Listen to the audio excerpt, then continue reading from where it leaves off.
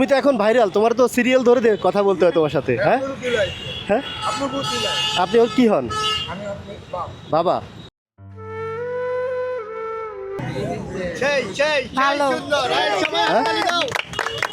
হবে, আচ্ছা ঠিক আছে। এখন আমি কেন আসছি জানো? আমি তোমাকে একটা ব্যবসা ধরে দিতে আসছি। ফুল বিক্রি না করে বসে কিছু বা ভালো কিছু করে দিতে চাচ্ছিলাম আর কি। কি করবা বলো? হ্যাঁ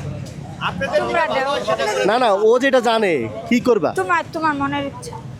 আমার মনের ইচ্ছা। এমনি এখানে কি আছে যে এটা বিক্রি করতে পারলে এর থেকে ভালো ব্যবসা করবে? অনেক কিছুই আছে। অনেক কিছু আছে। হ্যাঁ, না দিলেও খুশি। আচ্ছা,